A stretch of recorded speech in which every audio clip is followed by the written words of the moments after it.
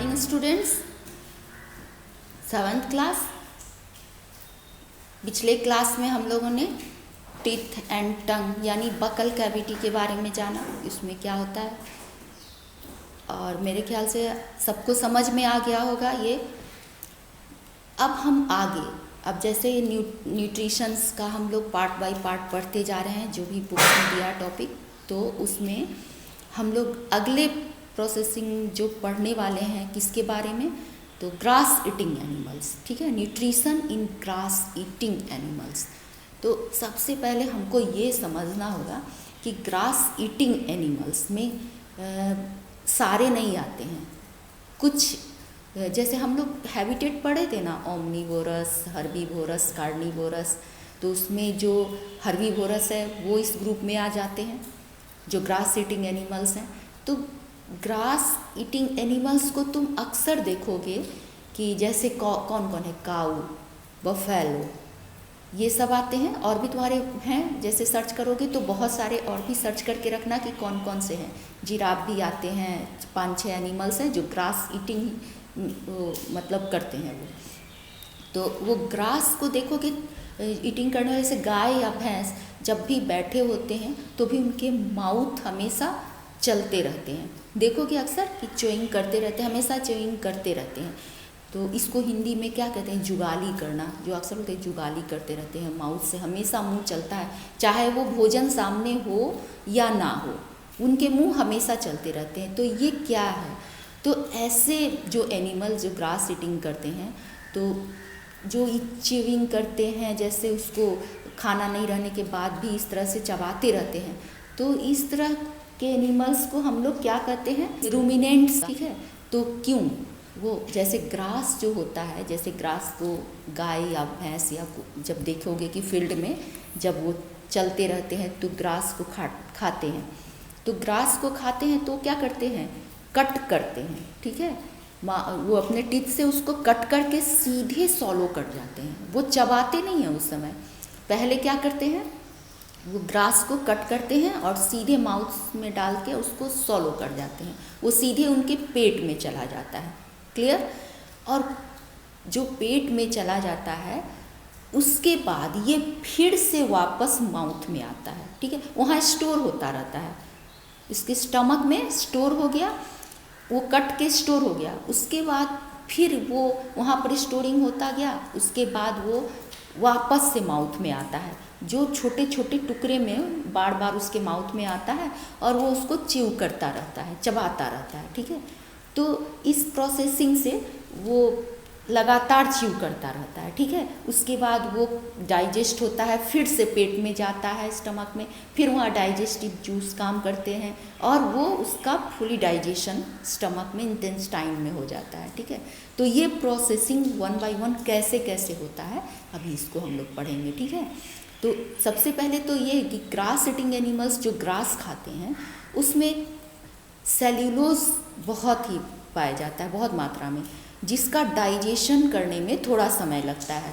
ये जो ग्रास होते खाने वाले एनिमल्स हैं वो जनरली इस तरह से च्यू करते रहते हैं, क्योंकि उसमें सेल्यूलोज का पाचन करना होता है, वो इतना आसान नहीं होता है। जैसे जनरली ह्यूमंस में अगर ग्रास नहीं कहेंगे ना कि ह्यूमन क्यों नहीं खाते हैं, प्लांट खाते हैं ग्रास, क्योंकि उनका बॉडी डिज़ाइन ऐसा नहीं होता है जो उसको सेल्यूलोज का पाचन कर सके। मगर ग्रास ईटिंग एनिमल्स में इस तरह का उनका बॉडी डिज़ाइन होता है। जैसे इस तरह के एनिमल्स जो इस तरह से खाते हैं, और तो उस तरह के एनिमल्स को क्या कहा जाता है, रूमिनेंट्स एनिमल्स। ठीक है, और इस प्रोसेसिंग को रूमिनेशन कहा जाता है, और एनिमल्स जो इस तरह करते हैं रूमिनेंट्स कहलाते हैं। ठीक है, तो ये रूमिनेंट्स जो होते हैं, जो एनिमल्स जो इस तरह से खाते हैं, उनके जो स्टमक होते हैं, स्टमक में 4 चैम्बर होता है, उसके उनके स्टमक में 4 चैम्बर्स होते हैं। तो ये चैम्बर्स कौन कौन होते हैं, मैंने यहाँ पर नाम लिख दिया है, इसको नोट कर लीजिए।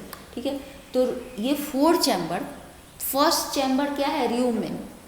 ठीक है, दूसरा चैम्बर रेटिक्यूलम, तीसरा चैम्बर एमोसम, चौथा चैम्बर एबोमोसम।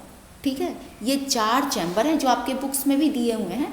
ठीक है, तो ये 4 चैम्बर उनका, जैसे हम लोग का स्टमक इतना चैम्बर्स में नहीं होते हैं, छोटा सा एक पार्ट होता है स्टमक का, लेकिन ये ग्रास ईटिंग एनिमल्स के जो स्टमक होते हैं उनमें 4 चैम्बर होते हैं, क्योंकि उनमें सेल्यूलोज को पचाना होता है, इसलिए ये टाइम लेता है और ये लंबा होता है, इसका डिज़ाइन बड़ा होता है। ठीक है, तो इसमें क्या होता है कि जैसे काऊ जैसे काटा कट किया ग्रास को, क्या किया, पहला भाग क्या होता है, जब ग्रास ईटिंग करता है तो सॉलो कर जाता है, निगल जाता है, अपने स्टमक में डाल देता है। स्टमक का सबसे बड़ा भाग र्यूमेन कहलाता है। ठीक है, र्यूमेन, वहाँ पर वो फूड जैसे के तैसे चला जाता है, वो केवल सॉलो काटा और सॉलो कर गया, निगल गया।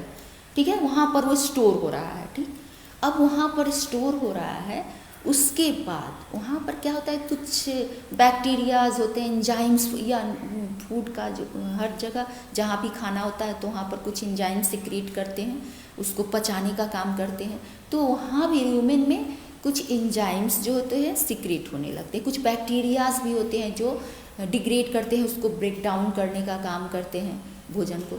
तो वो लोग थोड़ा बहुत पार्शियली डाइजेस्ट कर देते हैं, ग्रास को पार्शियली डाइजेस्ट कर देते हैं। ठीक है, पूरी तरह नहीं, पार्शियली डाइजेस्ट हो जाता है।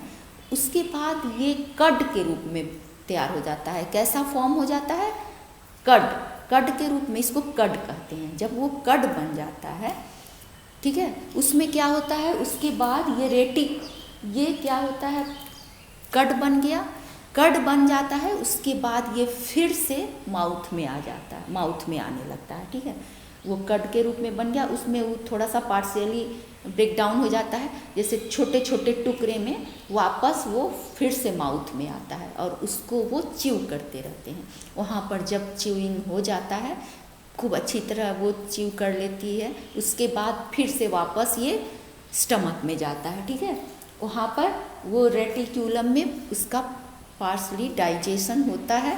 उसके बाद फिर ये रेटिक्यूलम से एमोजम में चला जाता है। ठीक है, एमोजम में क्या होता है, वहाँ पर बहुत सारे बैक्टीरियाज, एंजाइम्स उसको पचाने का काम करते हैं।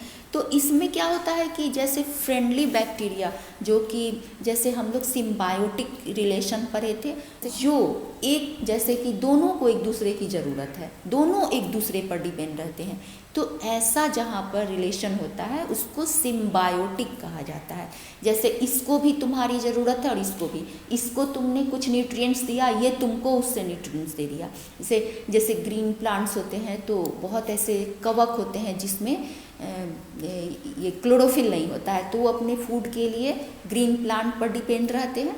तो वो क्या करता है, जिसमें ग्रीन पिगमेंट्स नहीं होता है, वो क्या करता है, वाटर और मिनरल्स उसके अंदर डाल देता है, उसको वाटर मिल गया न्यूट्रिएंट फोटोसिंथेसिस करने के लिए, और उससे वो फूड बना दिया, फिर उसको दे दिया, फंगी को दे दिया। ठीक है, और फिर वो फंगी उसको वाटर और शेल्टर, जैसे कुकुरमुत्ता का पौधा देखोगे ऐसे छड़ रहता है, उसमें ग्रीन पिगमेंट्स नहीं होते हैं, उसमें एक हाइफा निकला रहता है जो काई में या ग्रीन सा जो शैवाल वगैरह होता है उसमें धंसा रहता है। ठीक है, तो एल्गी और फंगस, तो फंगस क्या करता है, उसको प्रोवाइड करता है शेल्टर, जगह उसको रहने का, और उसमें वाटर सप्लाई कर देता है।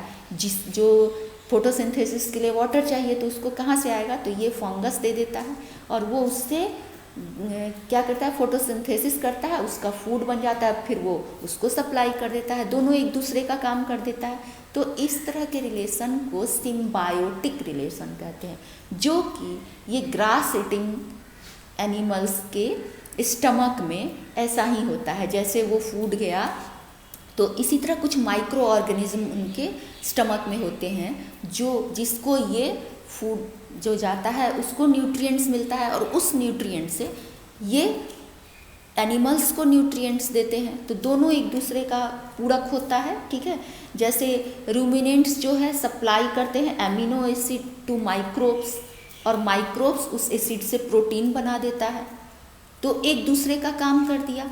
तो इसीलिए ये सिम्बायोटिक रिलेशनशिप और माइक्रो ऑर्गेनिज्म का होता है, जिससे इस फूड को पूरी तरह डाइजेस्ट कर देता है ये माइक्रो ऑर्गेनिज्म। तब ये क्या होता है, एबोस्मेसम में चला जाता है। ये दोनों पार्ट में माइक्रो ऑर्गेनिज्म इसके पाचन का काम करता है। और फाइनली ये एबोमोसम से मतलब ये इंजाइम्स इसमें काम किया। फिर एक पार्ट आता है जैसे स्मॉल इंटेस्टाइन में जाना है उसको, वहाँ पर भी वो इंजाइम रिलीज होता है। उसके बाद लार्ज इंटेस्टाइन में जाता है, तो दोनों के बीच में जो जॉइंट्स होता है सीकम उसको कहा जाता है, वहाँ पर ये सिम्बायोटिक रिलेशनशिप बहुत होता है। वहाँ पर जो माइक्रो ऑर्गेनिज्म है वो बहुत अच्छी तरह से उस फूड का पूरी तरह डाइजेशन कर देते हैं। तो इंटेस्टाइन में इसका पूरी तरह डाइजेशन हो जाता है। उसके बाद ये डाइजेस्टेड फूड पूरे बॉडी में न्यूट्रिएंट्स के रूप में उसके चला गया, उसको एनर्जी मिली, उसका ग्रोथ होता है और वेस्टेज मटेरियल वो आउट कर देता है, लार्ज इंटेस्टाइन से बाहर कर देता है। ठीक है। और इस तरह करके ये जो ग्रास ईटिंग एनिमल्स हैं उनके अंदर जो स्टमक में कैसे कैसे प्रोसेसिंग हुआ इन 4 चैम्बर्स के द्वारा, ये क्लियर हो गया। कैसे वो फूड लेते हैं, फिर कट बनता है, फिर वापस जाता है पेट के अंदर, फिर इंटेस्टाइन में उसका डाइजेशन होता है, डाइजेस्टिव एंजाइम्स जूस उसका काम करते हैं पचाने का। उसके बाद न्यूट्रिएंट्स बनता है, कैसे प्रोटीन अमीनो एसिड्स को बना लेते हैं माइक्रो ऑर्गेनिज्म के सहायता से, सिम्बायोटिक रिलेशनशिप होता है और इस तरह करके उसको न्यूट्रिएंट्स मिल जाता है। तो ये प्रोसेसिंग होता है ग्रास ईटिंग एनिमल्स का। तो इस तरह का जो भी प्रोसेसिंग होता है तो इसको रूमिनेशन कहते हैं और इस तरह के एनिमल्स को रूमिनेंट्स कहते हैं। क्लियर? तो आज क्लियर हो गया। इसमें अगर कोई प्रॉब्लम हो तो तुम लोग डिस्कस कर सकते हो नंबर पे फ़ोन करके। क्लियर? तो इसको पढ़ना, अच्छी तरह समझना। Okay, thank you.